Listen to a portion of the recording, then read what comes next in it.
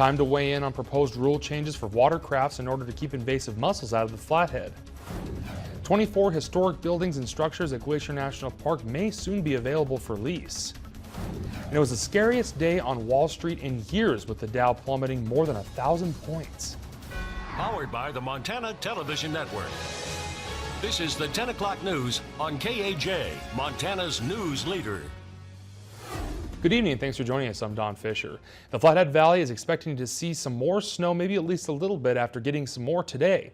Monday morning, folks in Kalispell and other parts of the Flathead woke up to about an inch of snow, while many residential roads still are covered with scattered snow and ice. Main roadways like Highway 93 are wet but clear of any snow. As we moved into the afternoon, small flakes began to fall for short amount of times. And more snow could be on the way, at least some rain for northwest Montana. And for a look at what you might be seeing in your area, let's toss it over to meteorologist Russ Thomas, who has a look at our first forecast. Russ. Yeah, one thing I do think we're going to see opportunities for showers tonight and tomorrow. A little bit in the way of snowfall or rain depending on location, because those temperatures really varying across the area. After that, though, we might actually get a little sunshine for your Tuesday. So we look at our current temperatures. Again, that radar showing a few showers working their way through western Montana. 24 Kalispell right now, 25 in Sealy. Those areas, again, definitely getting in some light snow where we are seeing the snow. Then you look at Missoula, 36, Hamilton, 39. Those spots warmer, getting a little bit of light rain. So again, a little change to the forecast. We'll have more on that coming up. All right, thanks, Russ. 24 historic buildings and structures at Glacier National Park may soon be available for lease. The park released a plan to the public for a 30-day review and comment period today. The Lake McDonald Properties Management Plan addresses 7 park-owned properties near Lake McDonald, and these properties include 24 historic buildings and structures, most of which are on the National Register of Historic Places. The assessment evaluates the proposal for the future presentation, management, and administration of the properties, and these are 2 alternatives in the assessment. And the first is a no-action alternative, and the second one gives a range of options for each property, from historic leasing, park or concierge use, stabilization, or removal of the buildings. Glacier National Park Public Affairs Specialist Lauren Alley says these structures are very valuable to the park, and this provides an opportunity to make some use of them. These have been on the National Register of Historic Places for quite some time, and they tell an important part of the park's heritage and history, and this is a potential solution to help preserve and restore some of these structures. And public comment for this runs until March 1st. Montana Fish, Wildlife and Parks is asking for the public's input on proposed rule changes that would affect those who use watercrafts in Flathead waters. Of the thousands of watercrafts that came through the Flathead inspection stations last year, less than 20 were found with traces of either zebra or quagga mussels. It might not sound like much, but FWP says that's more than enough to change the region's water ecosystems for years to come. In an effort to defend the Flathead Basin ecosystem from the spread of these invasive mussels, they're looking to add an extra level of protection. Previously, boaters could bypass check stations when they were closed, but FWP spokesperson Dylan Tabish says change is needed to make sure uninspected crafts don't get through. Our proposal, which is out for public comment right now, would require vessels and equipment traveling into this area, down south, anywhere, and you're coming into the basin, you would be required to stop at a department inspection station before you can launch onto Flathead Lake or Lake Mary Ronan and be inspected, just to make sure that your boat does not have any aquatic invasive species on it. And public hearing on the proposal are set for Tuesday, February 6th at 2 p.m. and that'll be held at the FWP Region 1 office on 490 North Meridian Road in Kalispell. And the second will be Tuesday, February 6th at 2 p.m. at the FWP Region 2 office at 3201 Spurgeon Road in Missoula.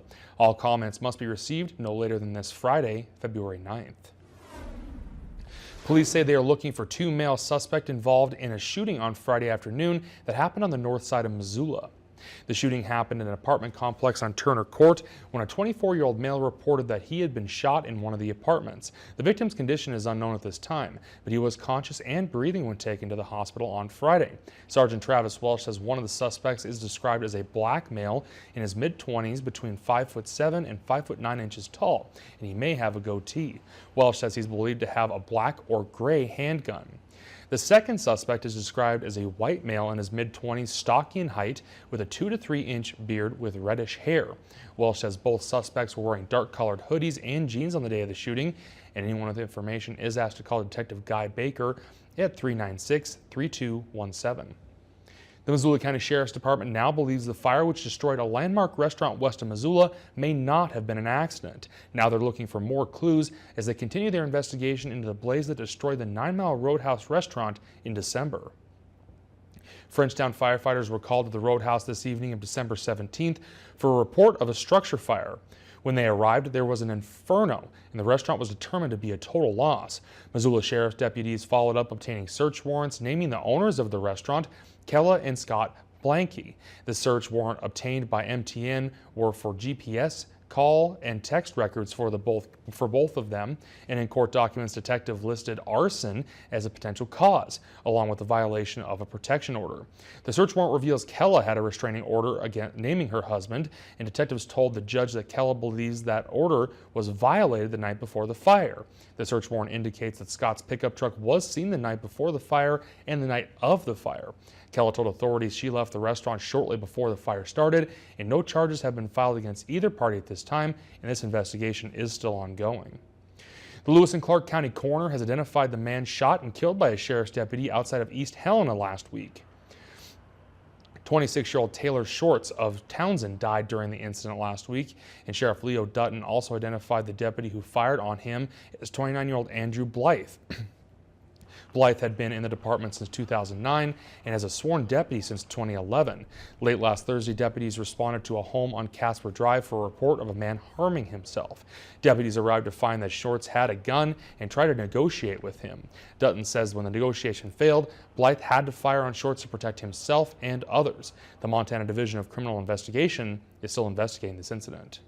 We don't want to be in a hurry. Our goal is to be thorough and exact and precise because we don't want to make mistakes. And if we get rushed, there's potential for mistakes, and we don't want that to happen. And Blythe is currently on administrative leave while the sheriff's office conducts its own internal investigation, and Dutton says that review could take up to 2 weeks. And the coroner also identified the Great Falls man who died in a climbing accident Sunday in north central Montana. The victim was 74-year-old Dr. Elton Adams. The sheriff's office said Adams was a part of a group of 5 who were ice climbing at the Cataract Falls when Adams slipped and fell about 90 feet. Cataract Falls is in a remote, difficult to access area with deep snow and limited cell service about 20 miles west of Augusta off Elk Creek Road.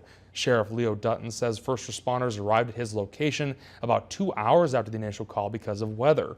A local rancher provided equipment to help recover Adams. And the sheriff's office says Adams was an avid climber and familiar with this area. The University of Montana continues its process of prioritizing programs on campus. Phase 1 is over, which is reviewing programs that are supported from the university's general fund. Those would include biology, mathematics, and other undergraduate programs. The task force is now into Phase 2, which is categorizing units that don't receive general fund dollars, meaning assistance does not come from tuition or state money. These would be programs like the Physical Therapy Clinic, Grizzly Bear Recovery, and Online. Although the group is still in Phase 2, there have been talks on what Phase 3 could look like. What President Bodner has envisioned, from my understanding, is a university planning committee re-envisioned to focus specifically on integrating our different strategic initiatives, such as the Strategic Planning Coordinating Council, APASP, and other curriculum review proposals. So it kind of like, from my understanding, would be an integration of those kinds of services to set our priorities for the university. And the task force hopes to have all units in Phase 2 categorized after next week's meeting, which is on Monday at 1 p.m. in the University Center. In most travel brochures, B&B stands for bed and breakfast, but at the historic Stevensville Hotel, it might also stand for Bitterroot and Best Friends. That's because an Oklahoma couple is bringing a southern hospitality to this landmark property. Dennis Bragg is on special assignment. Moving away from the rat race and running a hotel is the dream of a lot of people, but the reality isn't entirely like TV. Joanna, we don't have to buy an inn. We'll just forget the whole thing. We'll say we came up for the drive, took in a little scenery, smelled a little fresh air. What about our deposit? Ate a $2,000 lunch. Mark and Dana Bateman's Bitterroot move came last year out of left field. Having sold successful businesses in Oklahoma, they'd moved to South Carolina. Then a call brought them to Montana to be near their ailing granddaughter. They thought they were downsizing. Instead, they became owners of the Stevensville Hotel. I said, your tiny house turned into 9,400 square feet. So She's our beast. Yeah, but it is fun. It's a lot of projects, and I'm like I said, I'm sure there's going to be more surprises later, but you know, that's just part of an old building.